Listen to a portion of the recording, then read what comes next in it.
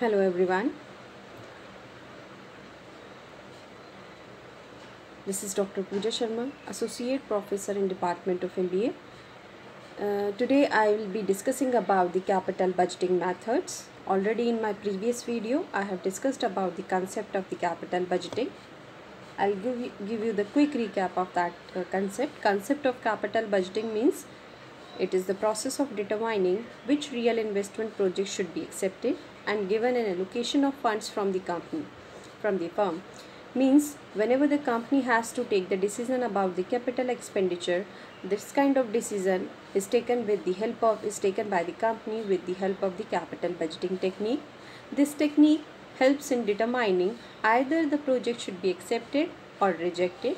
Capital rationing decision can be taken with the help of the capital budgeting technique, which will give you the review of the various projects, and on the basis of the profitability the combination of projects will be selected in capital rationing. It is the part of the capital budgeting again.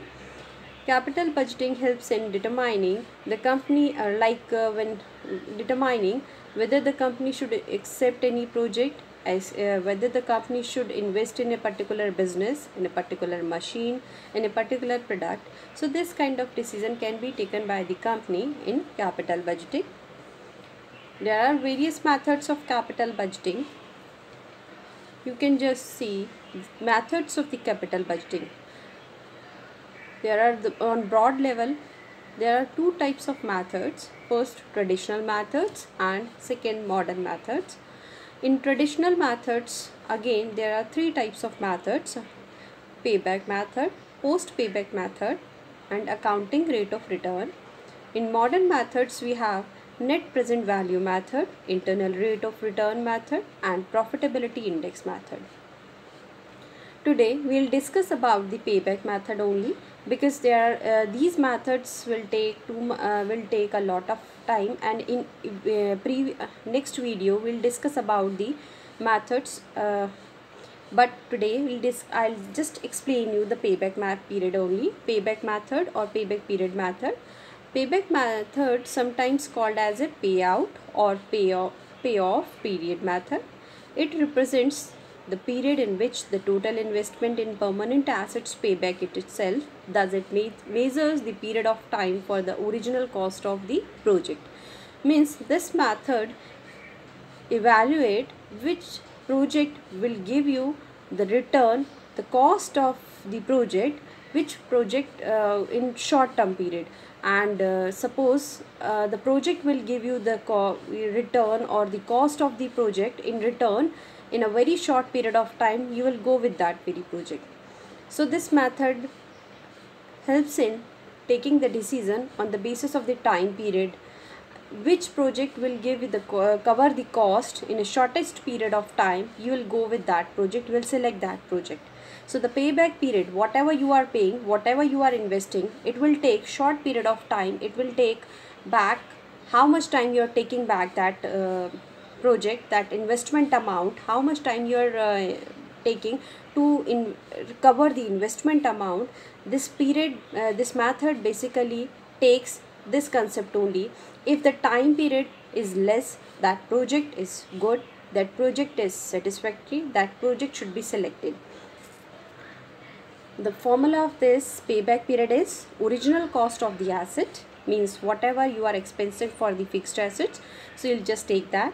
Annual cash inflow means whatever the earning, whatever the return you are getting from the investment, so that is annual cash inflow. Here I have taken one example. A project cost rupees 5 lakh and yield annually a profit of rupees 80,000 after depreciation at the rate 12% per annum, but before tax 50%. Calculate the payback period. In traditional method or in payback period method, whatever the annual cash inflow we have to take, we will take after tax but before depreciation, because the depreciation is an expense. This expense is not given by the company to the external party. This expense is done by the company for itself only, and so that's why the profit but the depreciation is deducted from the profit before just charging the tax amount, because the company can take the advantage of that. And so that's why the profit which we have to take in this method, we have to remember this: the profit should be taken after tax but before depreciation. You can just see the calculation of that. Profit after depreciation but before tax, it is already given. Profit after tax, profit after depreciation but before tax. You can just see here, after depreciation but before tax. So the tax rate is 50%. We have calculated that tax on the profit. 50% of that amount is 40,000. So the profit after tax and after depreciation 40,000. So the remaining profit is what? 40,000 rupees. It is also known as the net profit. And we need profit. What kind of profit? After tax but before depreciation. So we'll add the depreciation amount on that. We'll calculate the depreciation amount on the investment.